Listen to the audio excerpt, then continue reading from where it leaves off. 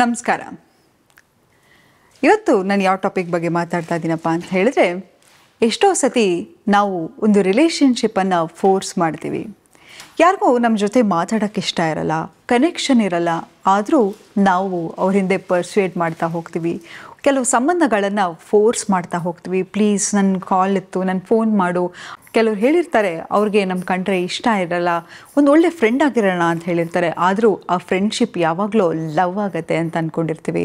ಅಥವಾ ಕೆಲವು ಸತಿ ನಾವು ಅಂದ್ಕೊಳ್ತೀವಿ, ಇವತ್ತು ಚೇಂಜ್ ಆಗ್ಬೋದು, ಮುಂದೆ ಅವ್ರಿಗೆ ನನ್ನ ಮೇಲೆ ಫೀಲಿಂಗ್ ಚೇಂಜ್ ಆಗ್ಬೋದು, ನನ್ನ ಬೆಲೆ ಗೊತ್ತಾಗ್ಬೋದು, ಮೂವಿಯಲ್ಲಿ ತೋರಿಸೋ ಹಾಗೆ ಅವ್ರಿಗೆ ಒಂದಲ್ಲ ಒಂದಿನ ನನ್ನ ಪ್ರೀತಿ ಅರಿವಾಗಿ ನನ್ನ ಹತ್ರ ಓಡಿ ಬರ್ಬೋದು ಅಂತ ಹೇಳಿದರೆ, ಅದು ಯಾವತ್ತೂ ನಿಜ ಆಗಲಿಕ್ಕೆ ಸಾಧ್ಯ ಇಲ್ಲ. ಯಾಕಂತ ಹೇಳಿದ್ರೆ, ಯಾವಾಗ ನಮಗೆ ಕೆಲವೊಂದು ಸತಿ ಯಾರೋ ಹೇಳ್ತಾರೆ ನನಗೆ ಕಮಿಟ್ಮೆಂಟ್ ಇಶ್ಯೂಸ್ ಇದೆ, ನನಗೆ ಕಮಿಟ್ಮೆಂಟ್ ಅಂದರೆ ಭಯ ಅಂತ ಹೇಳಿದರೆ, ಖಂಡಿತವಾಗ್ಲೂ ಅವ್ರನ್ನ ನಂಬಿ.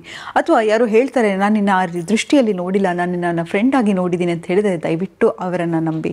ಯಾವಾಗ ನಾವು ಒಂದು ರಿಲೇಷನ್ಶಿಪ್ಪನ್ನು ಫೋರ್ಸ್ಫುಲ್ ಆಗಿ ನನಗೆ ಲವ್ ಬೇಕು, ನನ್ನನ್ನು ಅಕ್ಸೆಪ್ಟ್ ಮಾಡು, ನನ್ನ ಪ್ರೀತಿ ಮಾಡು, ಅಥವಾ ನಾವು ಯಾವಾಗ ಚೇಸ್ ಮಾಡ್ತಾ ಹೋಗ್ತೀವಿ, ಖಂಡಿತವಾಗ್ಲೂ ಅಲ್ಲಿ ಪ್ರೀತಿ ಇರಲ್ಲ.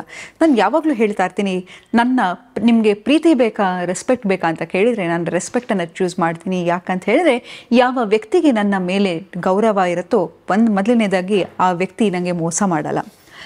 ನೆಕ್ಸ್ಟು ಆ ವ್ಯಕ್ತಿಗೆ ನಾನು ಯಾವಾಗ ಫೋನ್ ಮಾಡಿದ್ರು ತಕ್ಷಣ ನನ್ನ ಕಾಲ್ ರೆಸ್ಪೆಕ್ಟಿಂದ ಎತ್ತುತ್ತಾರೆ, ಅಥವಾ ನನಗೆ ಯಾವುದೇ ರೀತಿ ಹರ್ಟ್ ಮಾಡಲಿಕ್ಕೆ ಹೋಗಲ್ಲ. ಸೊ ರೆಸ್ಪೆಕ್ಟ್ ಎಲ್ಲಿರುತ್ತೋ ಅಲ್ಲಿ ಪ್ರೀತಿ ಇರುತ್ತೆ. ಸೊ ರೆಸ್ಪೆಕ್ಟಿಗೆ ಮೊದಲನೇ ಸ್ಥಾನ, ಪ್ರೀತಿಗೆ ಎರಡನೇ ಸ್ಥಾನ. ಯಾವಾಗಲೂ ಅಷ್ಟೇ, ನಾವು ಯಾವಾಗ ಒಬ್ಬರನ್ನ ಪ್ಲೀಸ್ ನನ್ನ ಪ್ರೀತಿ ಮಾಡು, ನನ್ನ ಟೈಮ್ ಕೊಡು, ನನ್ನನ್ನು ಗೌರವ ಕೊಡಿಸು, ನನ್ನ ಬೆಲೆ ನಿಂಗೆ ಯಾಕೆ ಅರ್ಥ ಆಗ್ತಾಯಿಲ್ಲ, ನನ್ನ ಪ್ರೀತಿ ಯಾಕೆ ಅರ್ಥ ಆಗ್ತಾಯಿಲ್ಲ, ಹೀಗೆ ನಾವು ಯಾವಾಗ ಅಂಗ್ಲಾಚಿ ಬೇಡ್ತಿರೋ, ನಾವು ಅವ್ರ ಮುಂದೆ ತುಂಬಾ ಸಣ್ಣ ವ್ಯಕ್ತಿ ಆಗ್ತಾ ಹೋಗ್ತೀವಿ. ಆಗ ಪ್ರೀತಿ ಸಿಗಲ್ಲ.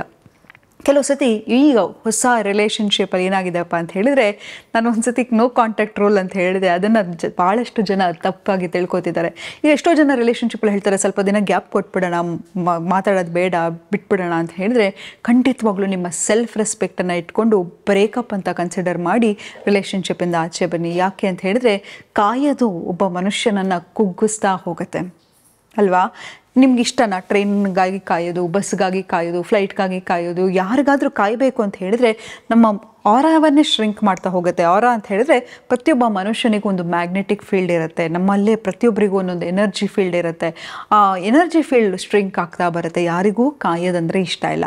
ಅಂಥದ್ರಲ್ಲಿ ನೀವು ಯಾವುದೋ ಒಂದು ವ್ಯಕ್ತಿಯ ಫೋನಿಗಾಗಿ, ಮೆಸೇಜಿಗಾಗಿ, ಕಾಲಿಗಾಗಿ, ಮೀಟ್ ಮಾಡೋದಕ್ಕಾಗಿ ಕಾಯ್ತಾ ಹೋಗ್ತಾ ಇದ್ದೀರಾ ಅಂತ ಹೇಳಿದರೆ, ನಿಮ್ಮ ಬೆಲೆ ಏನಾಯಿತು, ನಿಮ್ಮ ರೆಸ್ಪೆಕ್ಟ್ ಏನಾಯಿತು, ನಿಮ್ಮ ಗೌರವ ಏನಾಯಿತು, ನಿಮಗಾಗಿ ಎಷ್ಟು ಜನ ಕಾಯ್ತಾ ಇರ್ತಾರೆ ಅಲ್ವಾ?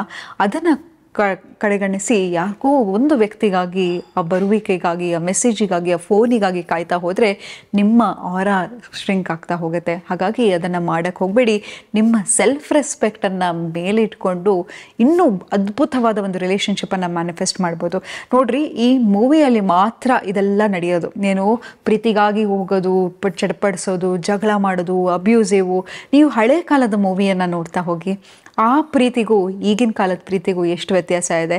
ನಾನು ಓಲ್ಡ್ ಸ್ಕೂಲ್ ಅಂತ ಅನ್ಕೋಬೇಡಿ, ಬಟ್ ನಾನು ನಿಮ್ಗೆ ಒಂದು ಎಕ್ಸಾಂಪಲ್ ಕೊಡ್ತಾ ಇದ್ದೀನಿ. ಅಲ್ಲಿ ಒಂದು ಹೀರೋ ಯಾವತ್ತಾದರೂ ನೋಡಿದ್ದೀರಾ, ಅಣ್ಣವ್ರ ಮೂವಿಯಲ್ಲಿ ಒಂದು ಹೆಣ್ಮಗುಗೆ ಕೆಟ್ಟದಾಗಿ ಬೈಯೋದಾಗಿರ್ಬೋದು, ಅವಚ್ಚ ಶಬ್ದಗಳನ್ನು ಯೂಸ್ ಮಾಡೋದಾಗಿರ್ಬೋದು. ಈಗ ನೀವು ನೋಡ್ತಾ ಇದ್ದೀರಾ ಆ ರೆಡ್ಡಿ ಈ ರೆಡ್ಡಿ ಅಂತ ಮೂವಿಗಳನ್ನು. ಆದರೆ ಯಾವತ್ತಾದರೂ ಒಂದು ಹೆಣ್ಣನ್ನು ಕೆಟ್ಟದಾಗ ಅಬ್ಯೂಸ್ ಮಾಡೋದಾಗಿರ್ಬೋದು, ಕೆಟ್ಟ ಮಾತಲ್ಲಿ ಮಾತಾಡೋದಾಗಿದ್ದು, ಇದೆಲ್ಲವನ್ನು ತೋರಿಸ್ತಾ ಇದ್ರಾ? ಇಲ್ಲ. ಹಾಗಾಗಿ ಆಗಿನ ಕಾಲದ ಪ್ರೀತಿ ಸಂದೇಶಗಳು ಬೇರೆ ರೀತಿ ಇರ್ತಾ ಇತ್ತು.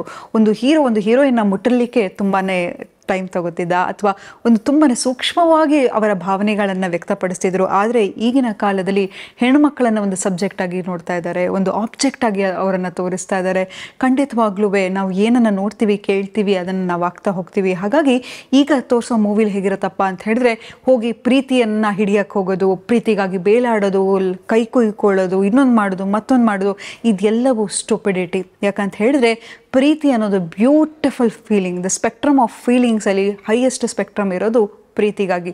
ಪ್ರೀತಿ is a beautiful, love is a beautiful energy. ಆದರೆ ನಾವು ಅದನ್ನು ಮಿಸ್ಅಂಡರ್ಸ್ಟ್ಯಾಂಡ್ ಮಾಡಿಕೊಂಡು ಬೇಡ್ತಾ ಹೋಗ್ತೀವಿ. ಆ ಪ್ರೀತಿ ಅನ್ನೋ ಅಂಶ ಎಲ್ಲಿದೆಯಪ್ಪ ಅಂತ ಹೇಳಿದರೆ, ಅದಕ್ಕಾಗಿ ನಿಮ್ಮನ್ನು ನೀವು ಗೌರವಿಸ್ಕೊತಾ ಹೋಗಿ, ನಿಮ್ಮ ಬೆಲೆಯನ್ನು ನೀವು ತಿಳ್ಕೊತಾ ಹೋಗಿ. ಪ್ರೀತಿ ಅನ್ನೋದು ಕೊಡೋ ವಸ್ತು ಹೊರತು ಬೇಡೋ ವಸ್ತು ಅಲ್ಲ ಅಂತ ಹೇಳ್ತಾ ಇವತ್ತಿನ ಸಂಚಿಕೆಯನ್ನು ಮುಕ್ತಾಯಗೊಳಿಸ್ತಿದ್ದೀನಿ. ಧನ್ಯವಾದಗಳು.